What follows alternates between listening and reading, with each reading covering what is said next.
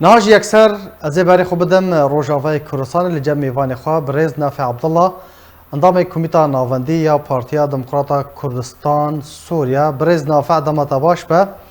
سپاس جبو آمده بونا تا دستپیک ده آرمانجا سرکه جتر کرنا شهید نصر الدین برهک چبون؟ سلاف اشتراك تماشانا را مستر صاغي مالباتا شهيد نصر الدين برهك را بخوازم هروها ج بارتياوي قلي كرد بتوايرا براستي كيرور كرنا شهيد نصر الدين برهك ما بس جي دنجي راستي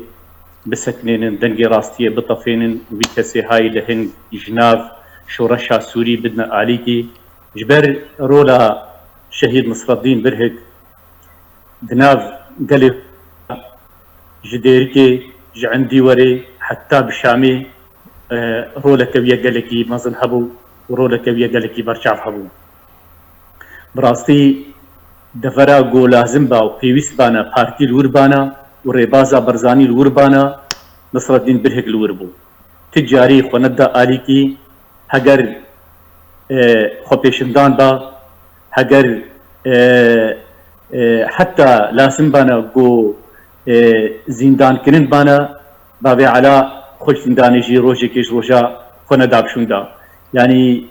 حتى بشامي شو خوبيشنداني بيشيا برلماني سوري باش برقولو نظام سوري خاين وخفروشي قو بارزاني خفروت بون بابي على كرنا ارمانج وبو باكروان وشهيد كد بله لي بارتيا وينا سوز دايا لسر ايروجي سوز نوكرن لسر مزليوي لسر ترباوي قو بردوان بن لسر شوباوينا حتى ملتيوي قليوي بجهما في خيروا بله بريز نافع تبحثا رولا شهيد كر رولا شهيد دنافا تفگرا كردي دنافا بارتيا خوا دنافا جواكا كردي دفري بگشتي چبو حتاكو بو آرمانجا پیده جالی پیده و حتی آرمانج کرن و ترور کرن شخوا رولاویا سیاسی نصر الدین برهک اکروان نصر الدین برهک ج دستپیکا خورتانیا خوا کار سیاسی دکر یعنی هین طالب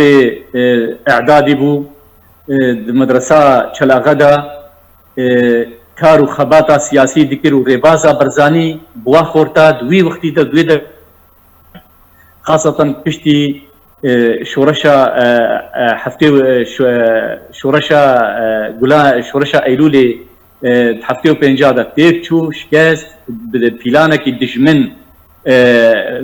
باتفاقية جزائر بابي على الديت جو اركيويا جو جاردي ريباز ونهجي برزاني هر دبرك ابو علاء ليبانا نصر الدين برهك ليبانا ديبو اوري بازها بخلكي دابانا ناس كرن فجبرولو هيدي بابي علاء دناف رفي بارتي دا بلند بو شي كوميتا نافشي محلي بي وشيا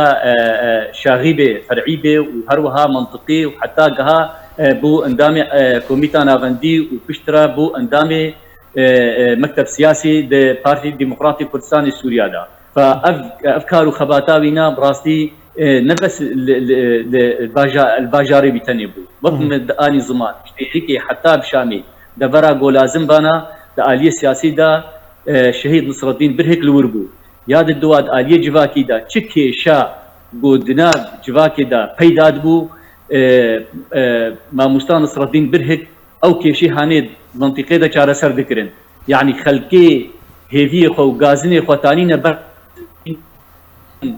ام تدبين قوت كيشي هاني چاره سر بك باشا از بيناد بيش جارك كسكي عرب جمر قوت وقتا بابي على شهيد كرن كسكي عرب جمر قو حيف ومخابنا بي انساني قو شهيد كت دست تيرورا وهذا شهيد كرن حتى ام عرب ام شون جمع ما كيشي خو چاره سر ذكر هات كيشي ما چاره سر المشاكل ما حل ذكرن ام وك عرب هوزي عربا قابا مشاكل ما تشي تكون ام تشون جموينا وذهات مشاكل ما حل بله يعني دوره كويه روله كويه قال لك برشعب ومظن هبو جبرولو هات ارمانج كرن ئەو خۆ پێشندانێ بۆ چێبوون شۆڕەشا سووری وەختا دەست پێکرد ئەو خۆ پێشندانێ چێبوون چل دێریکێ بێ چل چەلەغە بێ چل تربەستیە بێ چل قامشتۆ بێ حتا بشانێ ئەبۆ ئەلا نەسەکنیا دوا خۆ پێشندانەدا حاضر دەبوو و کاری بوو خەلکێ بحەرکێنێ کاری بوو جەماوەەر بحەرکێنێ ئانها فرق هەیە بابرا حاضربوونێدا و فرق هەیە گەکارە بێ خەلکێ بحەرکێنێ ملت حەرکان يعني ملتك بدو فينا دبو كافاغو قوتبانا ايرو بابي على تربستي وي رابي خبيشندانكي ملتي تربستي نامين ما مستنافع نامين تركرنا سركدا شهيد نصر الدين برهك دما كوبيدي اف كريار انجام دا نامه جي تشبون و تش اجندا هاتن بجي كرن نامجي ما بطرسينن نامجي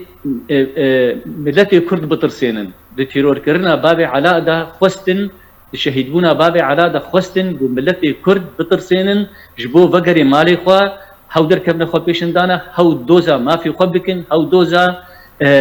آزادي و ديمقراطية و كرامتي جقالي سوري رب بشتي رب بكن وما في رواي قالي كرد بكن ما بس جي جو ملتي كرد بطرسينن وبهن جو فقري مالي خوا جدب دوزا خوا بردي لأد بيجم وينا جه نقر